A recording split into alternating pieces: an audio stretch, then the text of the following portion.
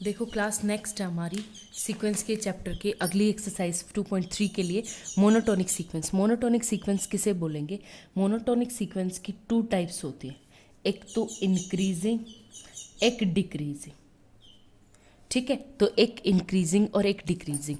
Monotonically increasing का मतलब है कि एक n+1 ग्रेटर देन होगी n, मतलब पहले वाली से आगे वाली बराबर या इक्वल होगी, उसको बोलेंगे मोनोटोनिकली इंक्रीजिंग। ठीक है, डिक्रीजिंग का मतलब है कि an+1 जो है वो छोटी या छोटी के बराबर होगी an के बराबर, वो होती है monotonically increasing and monotonically decreasing sequence. ठीक है, अब वही हम एक वर्ड यूज कर देते हैं, स्ट्रिक्टली।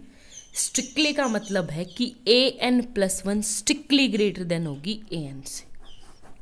आगे बात समझ में। और स्ट्रिक्टली डिक्रीजिंग का मतलब है कि an+1 जो है स्ट्रिक्टली डिक्रीजिंग होगी an से, यानी पहले वाली टर्म इसमें ज़रूर मस्ट भी बड़ी होगी।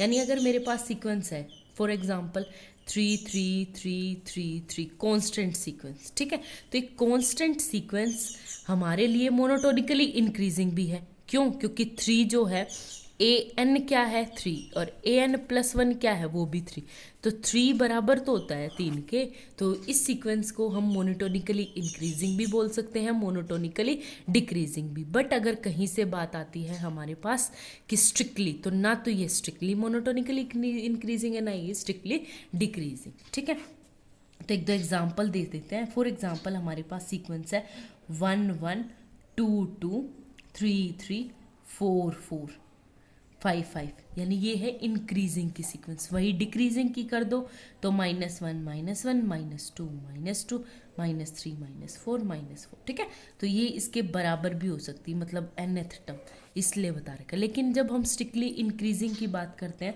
तो फॉर एग्जांपल नेचुरल नंबर 1 2 3 4 5, ये सब क्या है? बिल्कुल स्ट्रिक्टली इंक्रीजिंग।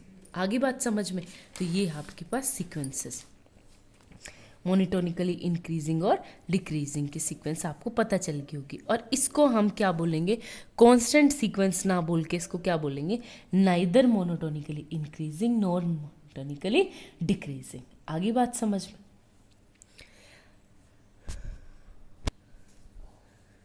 देखो नेक्स्ट स्टेटमेंट, आपको ओनली स्टेटमेंट याद करनी है, प्रूफ नहीं करना। ठीक है, तो आपके पास क्या है कि एवरी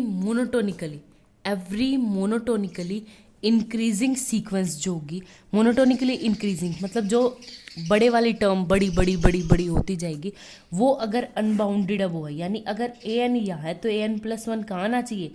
यहाँ यहाँ यहाँ। ठीक है, अगर वो इसके इक्वल आ जाएगा तो वो कांस्टेंट सीक्वेंस हो जाएगी। तो ये कह रहा है कि मोनोटोनिकली इंक्रीजिंग सीक्वेंस है और साथ में अनबाउंडेड है। अनबाउंडेड मतलब हमें बाउंड का नहीं पता। हाँ, ये ज़रूर पता है कि वो आगे बढ़ती जाएगी। आगे बढ़ती जाएगी तो किसकी तरफ अप्रोच करेगी?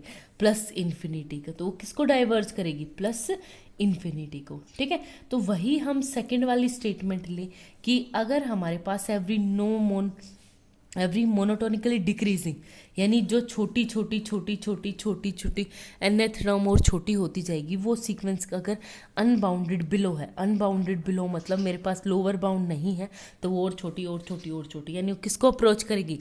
माइनस इन्फिनिटी को। ठीक है,